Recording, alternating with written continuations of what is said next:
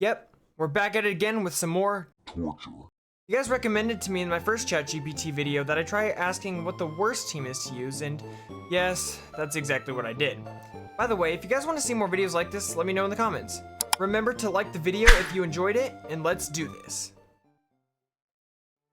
So as you might expect, I asked ChatGPT what are the worst Pokemon to use in Pokemon Emerald, and for some reason, some of the Pokemon that they named aren't even obtainable in the game. Of course. More on that later. Anyway, the first Pokemon I get to use is, drumroll please, Rayquaza! That's right, ChatGPT is so stupid. No, I'm just kidding, it's Luvdisc.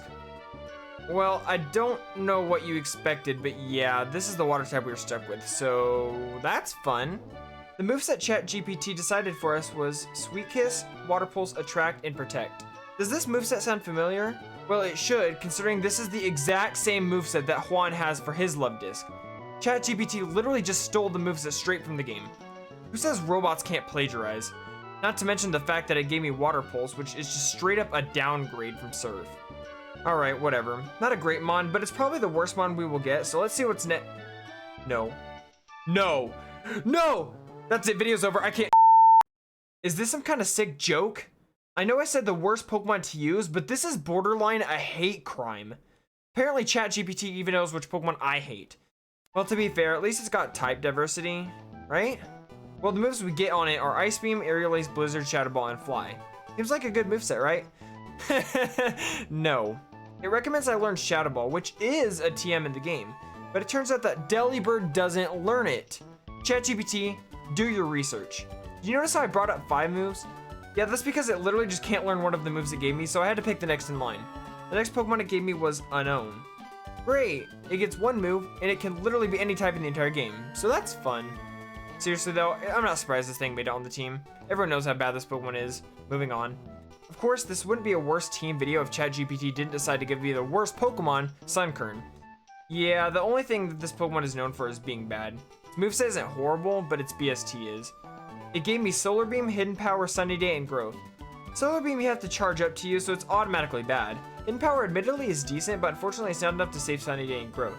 Sunny Day will just make us 4 times weak to Fire type, so it's pretty much useless. But you have Solar Beam with the sun, you don't have to charge it up. Well, yeah, that would be a good point if Sunkern was strong enough to not get one-shot by everything. Honestly, I'm predicting this thing will be good early game because of all the rock types, but in later fights, it's probably just going to end up as death fodder. Moving on, the next Pokemon we get is Farfetch'd. This one actually isn't too bad. It gets Slash, Aerial Ace, Swords Dance, and Agility. Agility I won't be using too much because it's not that useful, but Swords Dance will help out immensely for bulky mons and may even allow me to sweep a few times. And finally, our last Pokemon, the one you've all been waiting for. Same thing with Sunkern, I would probably genuinely be shocked if this wasn't on the list. Ditto. Like Unknown, it only gets 1 move, Transform. For those who don't know, it lets us turn into the opponent's Pokemon. While this sounds all good and fun, it's not. The one thing Ditto doesn't copy is the opponent's HP, meaning more often than not we are weaker than the Pokemon that we copy. Not to mention the fact that we speed tie since we have both the same stats in our speed, making this a very bad Pokemon to use, though admittedly not being our worst member. I'll let you decide who that is. So you remember how I mentioned earlier that some of these Pokemon aren't even obtainable in this game? Well, I may have cheated just a little bit and kinda just tacked them in at the beginning. I know what you're thinking, I could've just asked for Pokemon that were attainable, but you know what, I'm stupid, okay? Give me a break. I caught up the Pokemon respectively by asking them to politely step into my Pokeballs. And after I caught them, I decided to nickname them because why not? If you remember from my last video, I decided to ask ChatGPT what I should name my Pokemon, and this is what they came up with. Lovestruck for Luvdisc, Frosty for Delibird, Sunny for Sunkern. Yes, I know that was Execute's name, but apparently ChatGPT is very uncreative. Cypher for Unknown, which I'll admit is actually a pretty cool name. Quaxton for Farfetch'd, and Mimicry for Ditto. Yes, I know all these names are cheesy and stupid, but honestly, what did you expect? Just like that, I have tamed all of our party members, and we are finally able to get into the run. Real quick before we get into that, I should probably establish the rules first. 1, we can only use the Pokemon that ChatGPT tells us to. 2, we are allowed to have other mons for HMs, but we can't use them in battle. 3, we must complete all of our movesets before the Elite Four, but we are allowed to use other moves until then. 4, we are allowed to use held items. And number 5, of course, we have the usual rules, no healing battle, and the battle style is on set. I decided not to do a level cap either, or else we could very possibly get soft luck due to how weak these Pokemon are. First, I put Unknown in front of my party because seeing what type its hidden power was a top priority of mine. Very first trainer we fought with it had Wurmple, and it did neutral damage, so not much info there. The next trainer we fight has the Zigzagoon, and it fails. So we got Ghost type.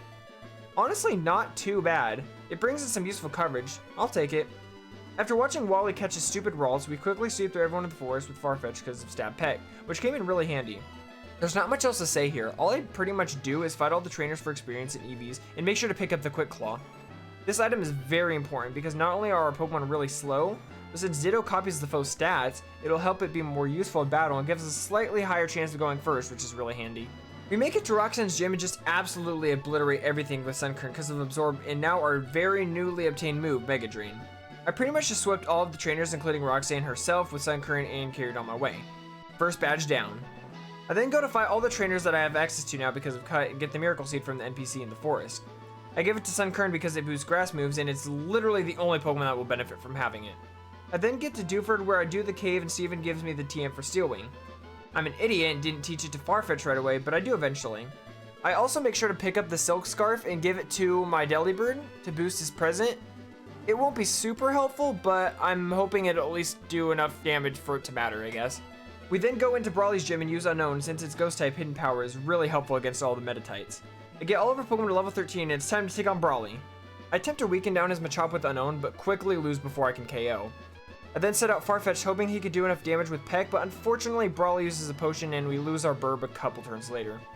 I then finish off the Machop with Delibird and get really close to getting his Metatype too, but not quite. Sunkern was able to KO with his Makuhita, but was too strong and was able to finish off our team. I get our team up to level 14 and make it back to the Makuhita, who is only at half health, but we only have Sunkern left. Thankfully, we used a bunch of sand attacks with Farfetch earlier, and it kept missing, so we just set up a few growths and were able to whittle down its health with Mega Drain, earning us the second badge. I then make it to Slateport City and destroy the 2 Aqua Grunts in the museum, fight a bunch of trainers, and just like that, we're at the May fight. This fight is considered one of the hardest in the game, but it actually went pretty well for me. We led with Unknown, who knocks out the Wingull, then gets shut down by our Grovyle. I go out to Ditto hoping to pull off some transform shenanigans, but Grovyle only loses about a third of its HP before we go down. I send out Farfetch and am able to KO Grovyle and do about 2/3 damage to Slugma before we get taken out by Rock Throw. Thankfully, since Love Disc has Water Gun, we were able to finish it off soon after. I was expecting that fight to go way worse.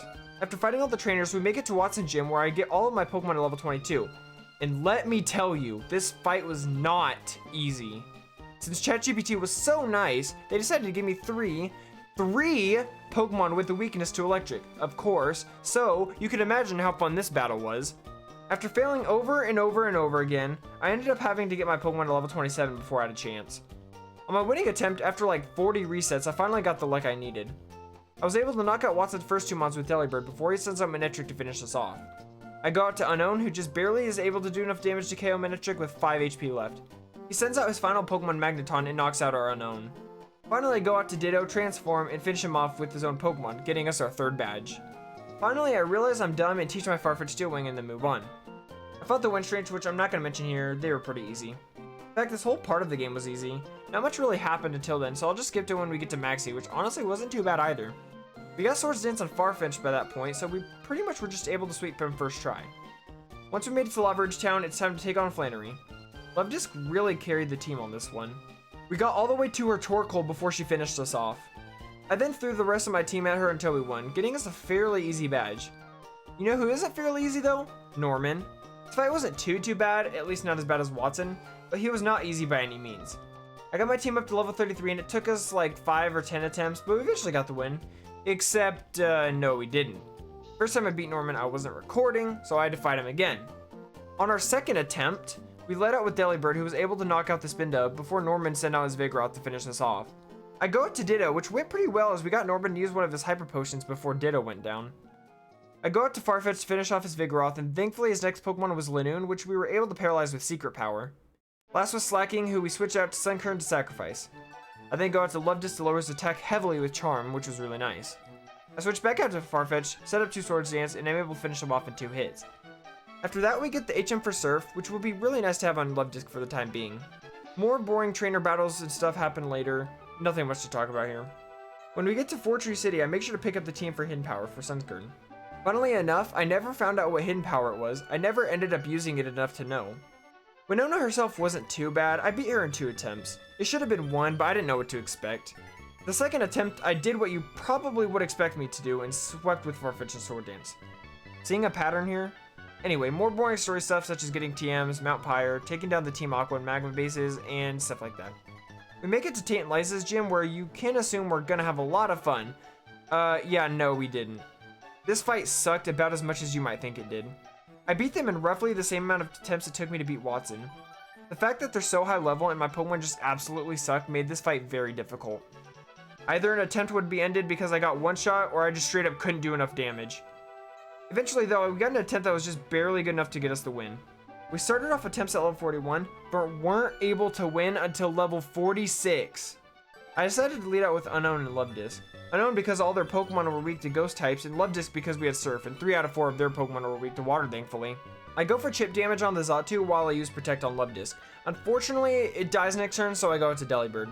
While I'm switching, Unknown is able to kill the Claydol. The next turn, Delibird immediately gets one shot because of course he does, so I send out Ditto. I transform into the Xatu and they tag team Ditto, so he goes down, but not before Unknown can get some more chip damage off on Xatu again. I send out Farfetch'd and together they're able to finish off that stupid bird. The last Pokemon was Lunatone, who took forever to kill because they kept using potions to heal and setting up Calm Mind. Farfetch'd goes down, but luckily we are able to knock out the Lunatone with Hidden Power, getting us the win. We then do the double battle with Steven against Maxie and Tabitha, which went really well as Luvdisc was able to stay alive for the whole battle. The underground Team Aqua Cave thing was pretty easy, so I'll just skip ahead. After we do the whole story thing with Groudon, Kyogre, and Rayquaza, we make it to the final gym. I make sure to get all my Pokemon to level 47 and lead with Farfetch'd. We ended up getting really close to winning on our first try, but was just barely too short because Delibird sucks. After the first attempt though, I realized that it would be beneficial to give Farfetch'd the Person Berry, because I noticed that Luvdisc kept confusing us the first time. After that, you could pretty much predict how the fight went. 2 Swords Dance, then sweep with Slash. I would have mentioned Wally if there was anything to talk about, but he was really easy like always. And after some final preparations and completing all my Pokemon's movesets, we were able to take on the Elite Four. I grinded my Pokemon to level 15 and went in, making sure not to look back. This is it. Don't get scared now. Sydney was actually surprisingly easy. I probably shouldn't have won my first try, but I did. I decided to lead with Delibird, and thanks to Blizzard being really strong, I was able to KO his Mightyena, admittedly with some difficulty. Then I got an insanely lucky freeze with Ice Beam on Absol, so I decided to switch up to Farfetch'd and set up Sword Stance. Thankfully, the freeze lasted long enough for me to be able to get off 1 Sword Stance and Agility. Since 2 of Sydney's Pokemon were Grass type, Aerial Ace made quick work of them. First Elite Four member down. Next was Phoebe, and I didn't know what to expect, so I just started out with Delibird again. The first attempt didn't go great because I didn't really have a plan, but after knowing what to expect, I figured out what I should do. After some luck, I used Delibird to get her first Dusclops in the red before going down. I then send out Unknown to finish it off. She sends out her first Spinnet, and I predict she will go for Shadow Ball, so I get a safe switch to Ditto. Since she won't go for Shadow Ball again, I use this opportunity to transform. Since Spinnet is really fast, I'm feeling pretty confident about outspeeding her other Pokemon. I then go for her own Shadow Ball, but unfortunately she used Grudge and I lost all of the power points. Thankfully, we still had Feint Attack, which was able to do half to her second Banette before we got one shot.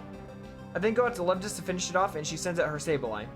I was able to confuse it with Sweet Kiss before getting knocked out and switch to my Farfetch'd. I set up a Swords Dance and she hits herself in confusion. I go for Aerial Ace, which puts her in the red, and she sets up a Double Team. Since I wasn't worried about missing and I knew she would heal, I decided to go for an Agility just in case. I go for another Aerial Ace, which does over half, and she goes for Feint Attack, which doesn't do much. Thankfully though, Swords Dance was enough to help us win the fight with relative ease. Then we have Glacia, the stupidest Elite Four member. This fight was so ridiculously hard for no apparent reason. Her Pokemon were super bulky, and my strongest Pokemon, Farfetch'd, was weak to Ice types.